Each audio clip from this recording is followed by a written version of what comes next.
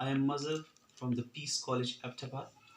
Today we are going to start the first lesson in our textbook, that is Prophet Muhammad, a model of tolerance. Before going to start this lesson, we should know about the objectives that we are supposed to attain at the completion of this lesson. First of all, the MCQs. You should be able to make MCQs out of the text, translation of the text, grammar structures which are used in the text, short questions at the end of the lesson in the exercise, theme and main idea of the lesson. Okay, let's have a brief sketch or summary of the lesson. Dear students, in this lesson we are told about the tolerance, that it is a positive attitude towards those who differ us. It is also a quality which makes us tolerate even the negative behavior and action of others. It is said that the Holy Prophet is the best example of tolerance, who even forgave his worst enemies like Abu Sufyan and his wife. While he was preaching Islam, the Quraysh ousted him, ostracized him from Makkah. He was persecuted by his enemies, but he never thought about taking any revenge. After the conquest of Makkah, no house was robbed and no people or no people was insulted. In this lesson, there's also a reference to the story of Rabbi Zaid, a Jew who grabbed the Prophet from the edges of his cloak after attending a funeral. He asked the Prophet that he had not paid back his loan. While Hazrat Umar observed the Jew being impolite with the Prophet, he got angry and treated the Jew rudely. But the Holy Prophet did not like did not like to be rude with Rabbi Zaid. The Prophet ordered Umar to repay the Jew his debt and give him extra money as he had frightened the Jew. This attitude of the Prophet so inspired the Jew that he renounced his religion and accepted Islam. Now you see, the whole story shows us the tolerance of the Holy Prophet, that he was the model of tolerance, patience, and compassion.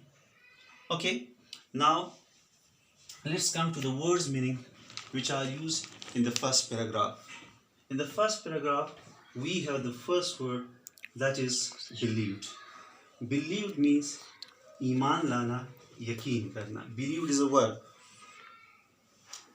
Seek means mangna, talash karna.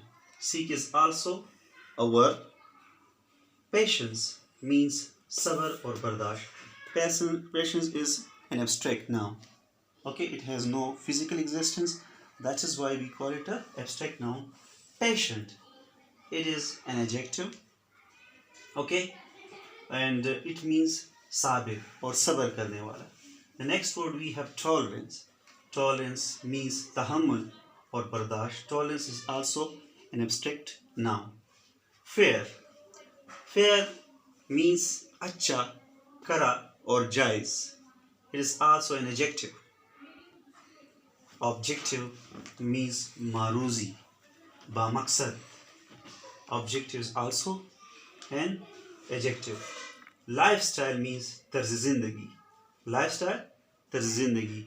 It is also at the same, it is compound word and it is abstract noun. Differs means mukhtalif hona, ikhtilaf karna, and it is also a verb.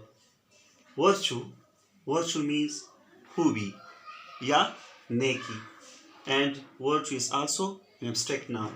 The next word we have enables. Enables means kabil banana, and it is also a verb. Forbear means bardash karna. Forbear, as you know, there is a famous proverb, bear and forbear. So bear means bardash karna, and it is also a verb. Attitude means ravaya, and this is an abstract noun. Remarks means hayalat or Right. So it is also an abstract noun. Here we have some other words, difficult words like calmness. Calmness means sakoon, aram. Calmness is also an abstract noun. Superb. Superb means behtareen. It is an adjective. Adjective in the sense that it modifies or describe a noun or pronoun. Forgive. Forgive is also a verb, means maaf karna. Worst. Worst means battareen, and it is also adjective, and it is a superlative degree of bad. It means bad, worse, and worst. This is epitome. Epitome means namuna or misal. So this is a noun, an abstract noun. Forgiveness. Forgiveness is also an abstract noun. Forgiveness means afu darguzar or mafi. The next word we have compassion. Compassion means hamdardi, rehem. Mercy. Compassion is also an abstract noun. Mercy is also an abstract noun. Mercy means rehem or rahmat. Okay, the next word we have mankind. Mankind means insaniyat, baninu insan. Okay, so mankind is also an abstract noun. Next word and the last word we have universe. Universe means kainat. Okay, this is also a noun. Okay, dear student, I hope that you have understood the sketch, brief summary, along with the difficult words meaning. Okay, now let's come to the grammatical structures. These are the basic grammatical structures which are incorporated, which are used in all English language. The same 5 or 6 structures are repeated in language, and they are known as basic structures. The first structure is I sleep in the room. Now you see, I is subject, sleep is a verb. But remember, this is intransitive verb. This is the basic structure. I sleep. Subject plus intransitive verb. Intransitive verb in the sense that it does not need any object. So this is a intransitive verb. Now you see, if it doesn't need an object, so it means that in the room is not an object. This is an addition. This is a phrase, we call it adverb phrase. Means the addition with this basic structure, subject plus intransitive, that would be adverbial. We call it adverbial. Any addition with the basic structure is known as adverbial. The next sentence we have, I kick a ball very slowly. I kick a ball. Now you see, subject kick is transitive verb because it needs an object, a ball, which is an object. So what is the structure of this sentence? Subject, transitive verb, and object. And very slowly. Now you see, once again it is an addition with the basic structure. So we call it adverbial. It is a phrase, but it's an addition with the basic structure. So we call it adverbial. The next we have the third sentence. He is doctor. He is a doctor. Here we have subject. This is working as a main verb. We call it linking verb, and it introduces this doctor. Basically, doctor is a noun, but here it completes the meaning of this subject. He is, he is, he is. So he's what? He's doctor. So doctor completes the meaning of the subject. So this is subject complement. And this is the basic structure. He is doctor means subject, linking verb, and subject complement. Now once again, this is an addition. So we call it adverbial. The fourth structure, that is, he made me president. He made me president today. Now you see, he is subject, made is transitive verb, and me is object. Okay, now president. President tells us about the object. It completes the meaning of this object. So this president is object complement because it completes the meaning of this object. And once again we have today. Today is adverbial. The basic structure is he made me president. He is subject, transitive verb, object, and object complement. This is another structure.